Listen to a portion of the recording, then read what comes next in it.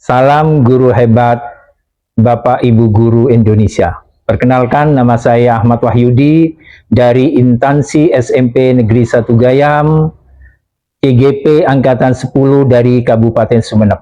Pada kesempatan kali ini, saya akan memenuhi tugas modul 2.3 demonstrasi kontekstual.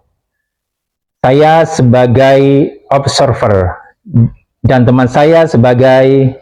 Perkenalkan, nama saya Dodi Eka Marga Swadi, CGP Angkatan 10 dari Kabupaten Sumeneb. Saya mengajar di SMP Negeri 1 Sumeneb.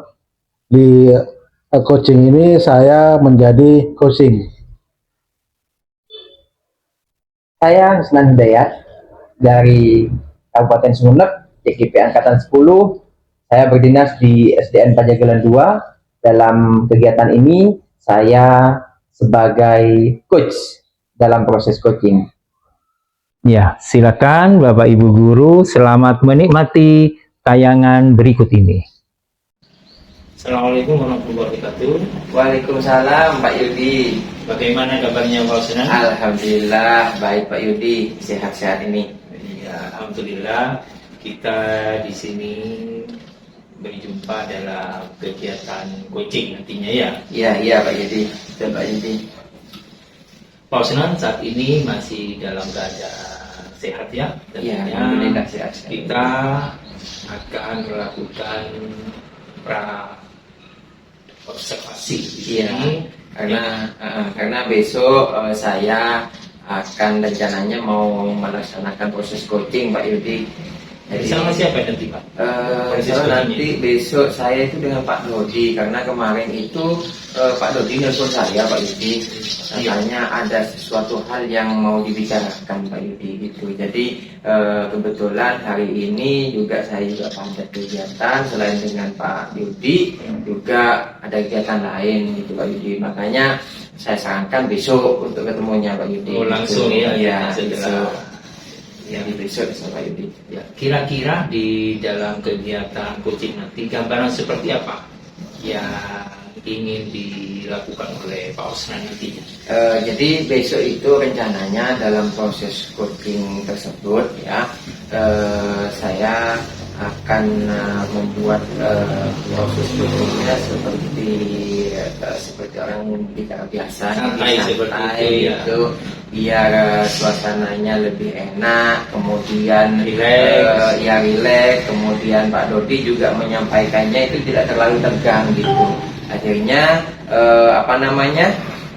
Pak Dodi bisa mengutarakan permasalahannya kepada saya seperti itu.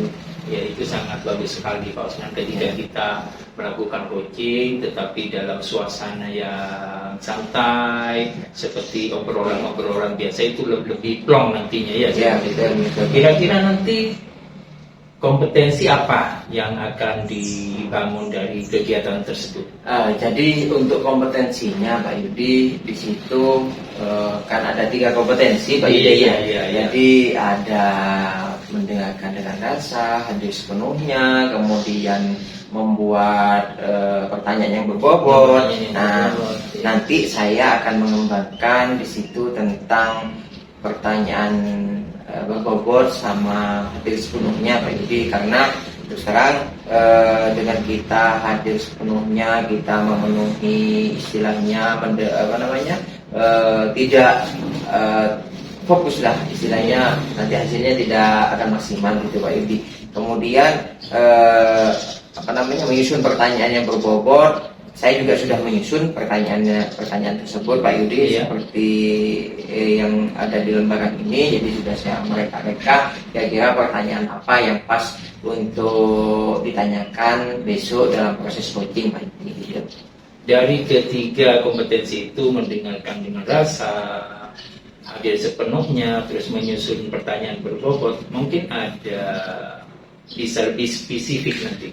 Kira-kira apa yang akan dikembangkan dalam kegiatan untuk spesifikasinya di situ nanti saya akan memberikan pertanyaan yang berbobot Pak Yudi, karena dengan pertanyaan itu nanti akan muncul ide-ide baru dari Pak Dodi nanti Pak. Yudi menitik beratkan pada Pertanyaan yang berbobot. yang berbobot. Iya, Ya, betul. jadi itu sangat penting sekali untuk menggali permasalahan-permasalahan Ya. di dalam pembelajaran. Ya, untuk proses coaching yang akan dilakukan bisa dikatakan berhasil apa, capaian apa nantinya. Jadi bisa dikatakan berhasil proses coaching tersebut apabila coaching Pak Dodi besok itu menemukan sendiri solusi dari permasalahannya, karena nanti akan terpancing oleh pertanyaan-pertanyaan yang akan saya ajukan kepada Pak Dodi itu seperti itu Pak. Ya, nanti saya juga akan hadir ya. Ya, nanti Ketika saya observasi. melakukan observasi, berarti ini saya nanti akan mengamati hasil observasinya, terus juga apakah di dalam proses itu sesuai dengan alur tirtanya ya. Iya, betul. Sesuai dengan alur tirta, dan juga nanti apakah nanti sesuai dengan prinsip-prinsipnya kemitraan, proses kreatifnya, terus memaksimalkan potensi yang akan dikembangkan. Kira-kira itu kapan itu Pak pelaksanaannya? Besok insya Oh, Allah besok, jam 8 Pak Yudi. Tempatnya di mana nanti Pak? Tempatnya nanti insya Allah di sini di sekolah saya Pak Yudi, karena apa namanya kemarin juga sudah janjian masalah tempat waktu itu sudah ditetapkan di sini Pak Yudi. Ya, nanti saya juga hadir juga tepat waktu di jam 8 ya, sesuai dengan lokasi yang sudah ditentukan ya. Iya Pak Yudi. Terima kasih Pak Osnan. Nah, saya juga terima kasih Pak Yudi. Mohon besok untuk apa namanya juga dia mati lah ya, seperti itu. Saya terima kasih juga apa namanya untuk sesi kali ini sudah berikan pemahaman. Ya. Ya, terima kasih, sampai Ya. ketemu besok ya Pak Iya Osnan. iya Pak Yudi. Assalamualaikum. Waalaikumsalam. Pak Yudi, gimana kabarnya? Alhamdulillah Pak Dodi, gimana Pak Dodi, sehat juga? Alhamdulillah sehat ini. Kok kayaknya tambah seger sekarang Pak. Nggak tahu ini tambah bengkak aja ini gimana. Berarti senang terus berarti ya Pak ya Pak. Sebenarnya Dodi. keseharian saya itu senang, tapi gimana ya? Gimana? Nggak senang, ibaratnya persentase itu nggak 100% tuh, Pak. Begitu. Jadi Gimana Pak? ada beberapa masalah yang perlu saya konsultasikan ini. Nah, itu pas sekali seperti kemarin yang sudah kita janjikan Iya, itu. itu Pak. Ternyata itu ya permasalahannya. Iya, itu rasanya Iya, iya. nggak plong kalau nggak tuntas itu. Oke. Saya kira ya Pak Dodi ya. Apa namanya? Topik dari percakapan kita kali ini itu apa? Apa sih yang ada di permasalahan yang ada di Pak Dodi itu sih? Masalahnya itu di ini pengalaman saya. Saya kan ngajar jadi guru itu sudah lama. Ya, betul. Mas Nan sendiri tahu.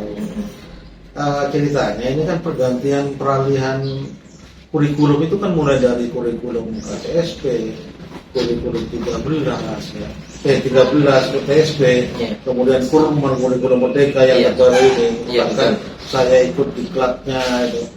Permapel, itu saya ikut juga ikutnya sampai di situ saya tidak menemukan solusi, bukan tidak paham tapi tidak menemukan sesuatu yang baru, padahal kurikulumnya baru. Iya. Jadi masalah saya itu saya ingin menemukan sesuatu yang memang kurikulum baru, tapi cara belajarnya saya ketika mengajar itu baru juga, itu gimana itu? Jadi ada yang baru semua gitu. Iya, Pak Dodi ya. menyesuaikan, ya. Gitu. Oke. Kemudian apa kira-kira yang ingin Pak Dodi dapatkan dari percakapan kita kali ini? Kira-kira apa sih? Menemukan solusi. Solusi dari yang tadi itu ya? Yang tadi itu Nah. permasalahan saya. Baik itu solusinya yang dari teman-teman ya Pak Osna atau Pak Yudi, ini mungkin bisa membantu saya terhadap solusinya. Kira-kira gimana itu? Sebenarnya saya ada juga solusi, tapi mungkin dari solusi Pak Osna sama Pak Yudi lebih bisa masuk untuk diterapkan ke saya. Seperti itu ya. Kira-kira sementara yang menurut apa namanya Pak Dodi itu situasinya sekarang di sekolah Pak Dodi itu seperti apa sih Situasinya ya, yang dari saya pribadi itu dari mengajarnya itu setiap kali saya mengajar itu, Iya, iya. saya mencoba untuk menerapkan kurikulum yang baru. Ujung-ujungnya itu larinya itu ketika materi penyampaian itu masih ceramah itu. Oh, itu Ceramah, ya, penilaiannya profesional gitu ya, Pak. iya Jadi ya, profesional itu ceramah. Loh, kok kemarin saya sadar. Loh, kok ceramah itu. Saya terikat dengan ceramah itu. Gimana pengen lepas bicaranya ini? Seakan-akan saya itu kurikulum yang baru tidak berlaku bagi saya. Saya pribadi, tidak tahu teman-teman sejawat yang lain ya. iya, iya. Saya masih belum konsultasi. Nah itu saya ingin diskusikan hari ini. Seperti itu. Jadi meskipun dengan kurikulum yang baru, Pak Dodi itu tetap ya ngajarnya, gaya ngajarnya Betul. itu masih tetap ya ceramah gitu ya, Profesional. tidak bisa lepas dari itu gitu ya Pak. Iya. Jadi itu. Kemudian selain itu apa yang mempengaruhi Pak Dodi sampai masih tetap menggunakan metode ceramah itu, apa sih yang mempengaruhi? Yang mempengaruhinya itu karena kan rutinitas, dari rutinitasnya mengajar saya mulai dari dulu sampai sekarang itu kan tidak berubah. Mungkin kebiasaannya saya, Biasanya betul. langkah-langkahnya itu tetap menggunakan itu, sehingga Ya. saya itu terjebak pada metode ceramahnya itu. Jadi arahnya nanti oke lah di awal-awal kita nanti kurikulum merdeka Ya. yang baru kurikulumnya. Tapi ketika ke inti, ke materi itu ujung-ujungnya Ceramah lagi. gitu. Iya, iya, Loh, iya. baru sadar ya, loh, ini ceramah lagi itu. Itu langkah-langkahnya mungkin yang harus diubah. Dirubah ya Pak Iya. Dodi ya. Oke. Kemudian situasi yang diinginkan Pak Dodi. Situasi yang seperti apa sih yang diinginkan oleh Pak Dodi di kelas Sesuai- Pak Dodi ketika ngajar itu? Iya, sesuai dengan masalah yang baru tadi ya. Situasinya minimal ya, siswa saya ketika saya ngajar itu paham, minimal paham semua itu. Jadi tidak ada siswa saya yang ketika saya mengajar itu tidak ada yang paham minimal. Kemudian yang kedua itu tidak ada penekanan di dalam kelas itu. Jadi siswa itu merasa senang gitu, merasa ikhlas menerima pelajaran saya, sehingga saya mengajarnya. Kemudian siswa saya di dalam kelas itu mendengar pelajaran saya itu bukan terpaksa. Kadang ada siswa yang terpaksa, berat itu menerima pelajaran dari gurunya, sehingga kalau terpaksa seperti itu mau diajarkan apa saja yang tergampang 1 tambah 1 itu kan paling gampang itu nggak akan paham. Kenapa? Karena memang terpaksa. Ketidaksadarannya untuk ikut tuh, saya ingin ikut ini pelajarannya Pak Dodi gitu, dengan ikhlasnya itu.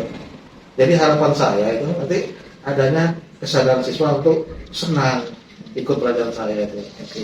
Jadi Pak Dodi tadi menginginkan siswa itu sadar dengan belajar dengan Pak Dodi, dia merasa senang gitu ya. Senang. Pak Dodi. Nah, sekarang apa yang bisa membuat hal itu terwujud Pak Dodi? Ada. Ini Dari Pak Dodi ya? Iya, ini Ah. niat saya tercetus tiba-tiba itu kemarin itu. Tapi ini mau dikonsultasikan karena yang dikonsultasikan ke Pak Osman ya. Iya, yang gimana? Saya niatnya itu untuk mengganti cara saya itu dengan cara menggunakan metode. Iya. Metodenya itu menggunakan media. Kenapa? Jujur mulai dari dulu metodenya itu saya tidak menggunakan media. Medianya itu cuma buku paket, buku tulis, buku tugas, perangkat. Gitu, Pak. Itu media yang setiap hari yang saya Iya. lakukan. Mungkin menurut saya kalau menggunakan media, misalnya ada video, kan bahasa Indonesia itu kan deskripsi gitu ya. Ada video tentang berita itu, materinya misalnya berita itu, ada berita ditampilkan, oh ini kita tahu itu. Kan rata-rata siswa itu kalau melihat video rata-rata senang ya Pak Dodi. video, atau berupa PPT yang lebih sederhananya itu gimana. Itu ya media pembelajaran interaktif gitu Iya, Pak Dodi ya. betul. Di situ senang gitu. Insya Allah saya yakin senang. Tapi saya tidak tahu. Ini masih belum. Ini angan-angan saya nih, Mas. Karena saya itu masih mau konsultasikan ke teman sejawat atau Pak Asep gimana gitu. Ya bagus sebetulnya Pak Rudi. Jadi hal-hal seperti itu memang lebih baik daripada cuma apa namanya kita Ceramah. hanya ceramah seperti itu. Betul. Jadi ketika kita menampilkan seperti media pembelajaran interaktif itu anak bisa menjadi lebih senang tentunya. Betul. Itu ya bisa juga seperti itu. Kemudian apa gagasan yang ingin dilakukan dan untuk apa sih gagasan itu? Ya, gagasan ini kan otomatis tercapainya proses pembelajaran yang enak gitu. Iya. Nah, baik itu ke saya pribadi dengan teman sejawat. Kebetulan saya kan ngajar di SMP Pak SD itu di kelas tinggi kelas 9. Iya, iya. Jadi saya ngajar jurusan bahasa Indonesia. Nah, di kelas 9 itu kan ada 10 kelas lah. Iya. Nah, bahasa Indonesia yang ngajar itu ada 3 orang. Oh, berarti lain ya. Iya, ya. Iya. Dan saya kan ngajar kan ada 10 kelas. 91 sampai 92 itu Pak Haji Haris. Iya. Nah, kemudian 93 sampai 95 itu Bu Dwi. Kemudian sisanya 97 saya sampai 910 itu saya. Jadi 4 kelas. Nah, saya ingin bahasa Indonesia itu pembelajaran di kelas 9 itu sama, menyetarakan gitu. Jadi kalau misalnya saya menggunakan metodenya media berupa interaktif di situ, Yang lain pun juga. minimal teman sejawat yang kelas 9 itu sama gitu. Sehingga ketika nanti di penilaiannya itu kita enak kalkulasinya. Pak, gimana nanti penilaiannya? Kita pakai apa? Oh, pakai ini. Kenapa? Karena kita Sama, ya. metode pembelajarannya sama gitu. Enak. Itu harapan saya di depan ini. Jadi dari ketiga teman sejawat yang ngajar bahasa Indonesia itu ya Pak Betul. Todi ya, apa namanya? Kira-kira ketika diajak kolaborasi itu seperti apa Pak Todi? Ya, rencana saya kan minimal kan kita diskusi minimal. Pilihnya saya metodenya pakai media. Ya. Nah, diskusi 3 orang itu. Kemudian ada di situ kan ada kesepakatan. Ada kesepakatan, mungkin ada tambahan, Pak, medianya jangan YouTube, Pak. Gimana kalau misalnya ditambahkan media PPT, misalnya dari Pak Adianes, Pak Soekarno seperti itu. Atau Pak, gimana kalau misalnya medianya itu berupa televisi, Pak, pakai itu. Atau OHP, Pak, medianya itu kan kita kolaborasi di situ. Paling tidak kita menemukan kesepakatan ini, kesepakatan untuk penggunaan media, disetujui apa tidak. Dengan begitu nanti kesepakatan itu kita teruskan ke kepala sekolah, minta izin minimal kepala sekolah mengizinkan. Maksimal Pak menyediakan sarana-prasarananya berupa OKP itu, ATK-nya, termasuk internetnya atau gimana biar lancar internetnya. Ya. Itu Mungkin juga Pak Todi ya, apa namanya? Perlukah ada mungkin seperti pelatihan atau seperti apa bimtek tentang pembuatan media pembelajaran interaktif Pak Dodi? Di situ? Target saya kan cuma guru kelas 9 Pak. Ya. Target saya. Jadi kalau misalnya bimtek itu kan berarti secara keseluruhan, ya. Itu berkaitan dengan kebijakan. Ya. Kalau misalnya kebijakan kepala sekolah itu mengarahnya semua guru, tidak hanya misalnya saya pencetus untuk yang bahasa Indonesia kelas 9 ini harus setara menggunakan media, kemudian mau disalurkan sama Pak Kasih ke kelas 8, kelas 7 ke maper yang lain, itu alhamdulillah. Berarti kita sama kolaborasi satu sekolah. Nah, kemudian diadakan bimtek. Oke. Kemudian apa yang bisa memastikan hal itu berjalan dengan baik sih? Menurut Pak Dodi apa yang bisa memastikan? Yang bisa memastikan di situ secara tidak langsung saya harus mempraktekkan, memberikan contoh. Jadi saya mempraktekkan contoh sukses, menurut saya sukses, baru kita kolaborasikan ke teman sejawat. Baru kita naik ke atas, kita kolaborasikan ke kepala sekolah seperti itu. Untuk satu sekolah gitu Pak Satu Dodi ya. sekolah. Jadi pengembangannya lebih luas gitu ya. Lebih luas gitu. Ya. Jadi itu bagus juga Pak Dodi. Jadi nanti selain juga kita sudah mengembangkan kompetensi kita, kemudian kita sudah ke teman sejawat, ke satu sekolah, itu malah pengawasannya lebih luas gitu, Pak Dodi. Apa sih kriteria keberhasilan yang diinginkan? Kriterianya itu ya tidak ada hambatan ya, yang jelas itu karena saya ingin siswa saya mengajar ya itu di kelas 9 itu lulus semua.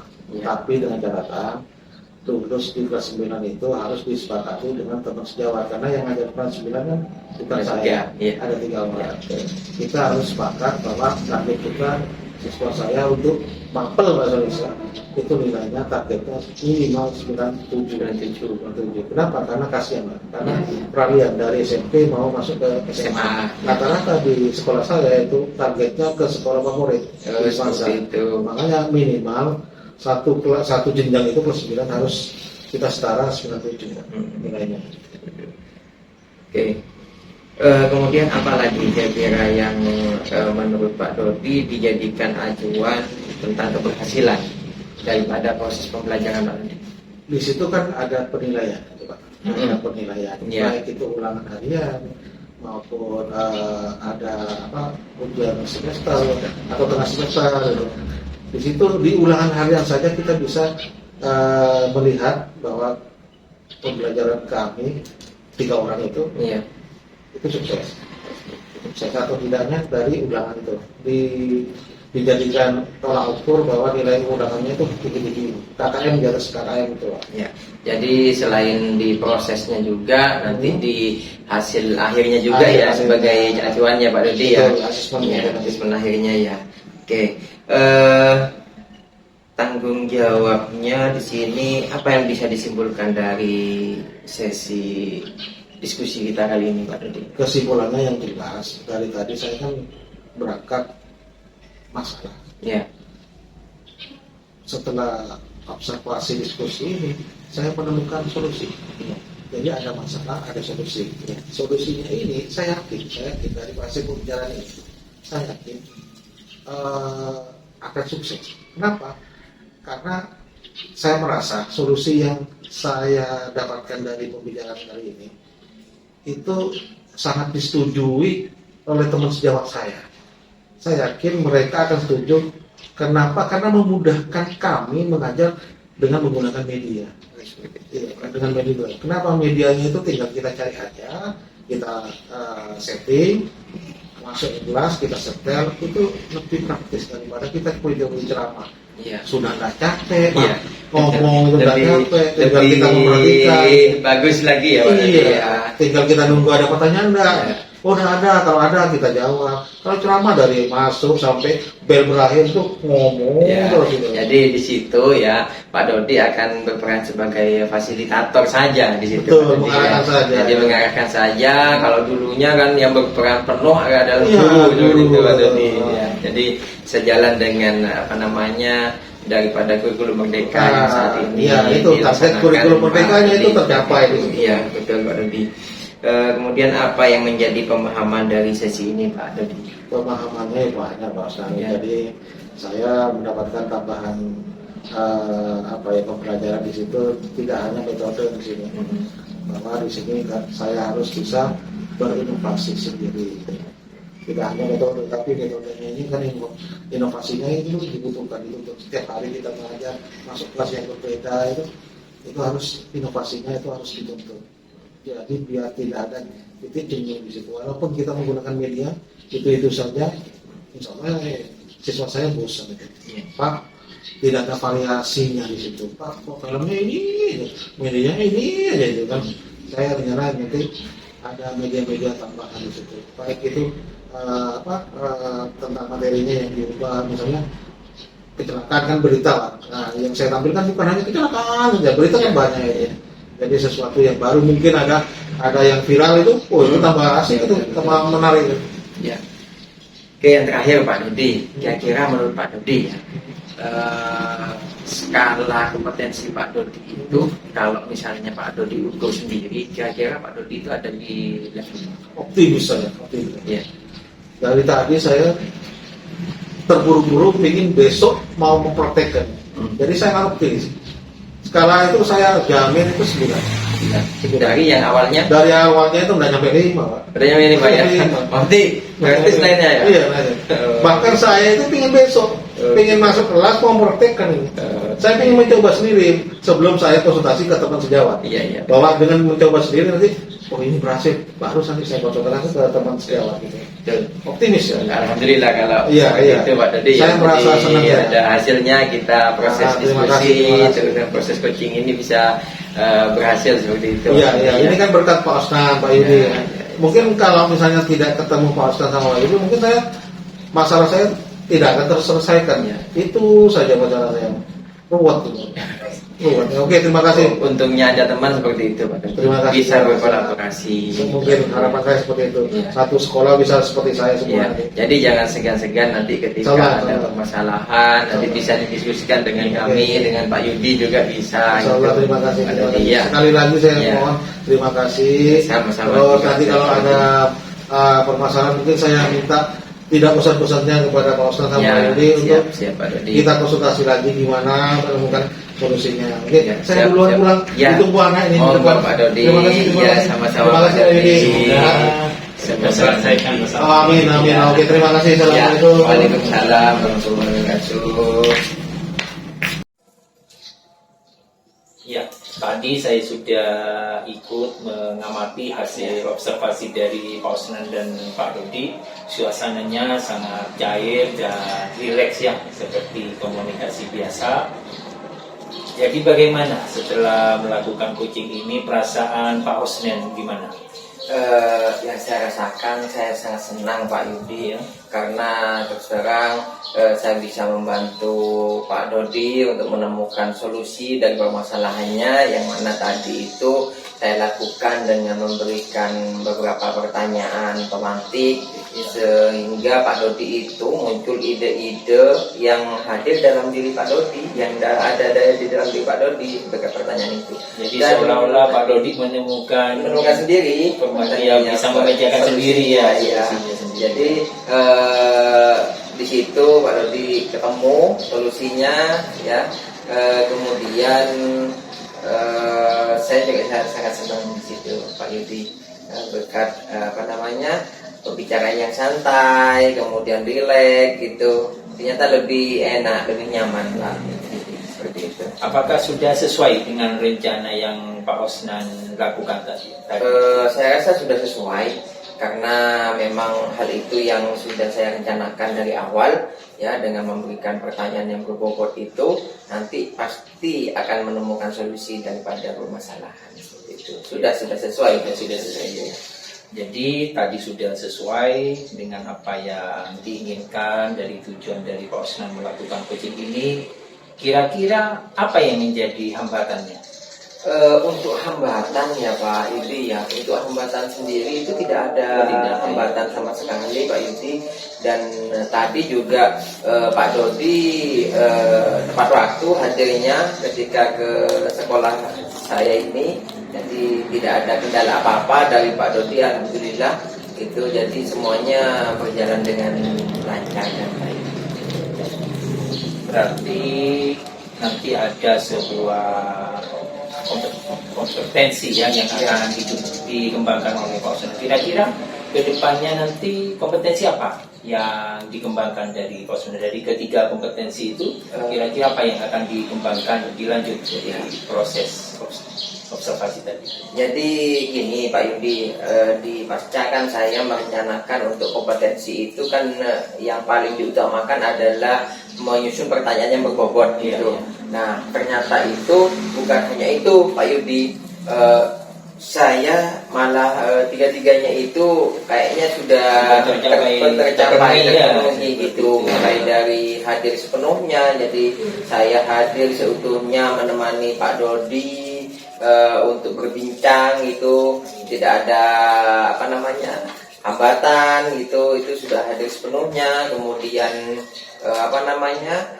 mendengarkan dengan dasar, saya juga mendengarkan apa yang menjadi keluh kesah daripada Pak Dodi, dengan mengabaikan apapun yang ada di sekitar saya yang mencoba istilah seperti ada telepon gitu. Saya biarkan, saya abaikan saja gitu. Begitu. Ya, dari catatan saya tadi, saya sudah menemukan apa jadi proses coachingnya tadi sudah Pak Kosna sudah sesuai dengan alur kita ya, sudah sesuai, terus sudah tujuannya sudah saya amati tadi sudah ada, sudah tercapai, terus dari identifikasi masalah, terus termasuk rencana aksi tadi juga Pak Dodi ya, akan jadi melakukan. Pak Dodi akan melakukan istilahnya inovasi, membuat media belajar interaktif, kemudian kalau misalnya berhasil nanti akan mengimbaskan kepada rekan sejawatnya, dan kalau memang nanti berhasil juga akan diperluas dalam cakupan satu sekolah. Kalau sudah sampai cakupan satu sekolah itu sangat-sangat bagus Ya sekali. betul, jadi di situ ada komunitas belajar gitu Pak. Jadi dengan adanya coaching ini, jadi komunitas belajar di sekolah hidup kembali seperti itu ya. Itu. Nah, kira-kira harapan atau refleksi dari Pak Osnan dari kegiatan ini apa? Jadi harapannya gini Pak Yudi, dari proses coaching ini ya bisa membantu semua teman-teman guru yang kira-kira nanti tidak bisa memecahkan masalah yang mereka alami gitu. Jadi kepada teman-teman guru misalnya butuh bantuan untuk saling berefleksi gitu, itu bagus seperti itu. Jadi apapun ketika dipikirkan secara bersama-sama hasilnya akan lebih baik daripada dipikirkan sendiri ya, seperti itu. Ya, terima kasih Mas Osnan. Ya Pak Yudi, saya juga terima kasih Pak Yudi karena sudah diberikan arahan mulai dari pra observasi sampai pasca observasi ini banyak sekali yang saya dapatkan di situ, terutama di kompetensi saya tentang proses coaching ini. Jadi yang awalnya hanya fokusan di menyusun pertanyaan robot, karena ternyata setelah praktek tiga-tiganya malah bisa terpenuhi Pak Yudi. Saya terima kasih banyak ya. Saya mohon izin karena bentar lagi itu juga mau melanjutkan pelajaran Pak Yudi. Pak Yudi ada juga ya? Iya, ini saya ada ya. nanti setelah istirahat ini nih Pak. Ya, saya makasih Pak Yudi ya. Iya. Assalamualaikum Pak Yudi. Waalaikumsalam warahmatullahi wabarakatuh.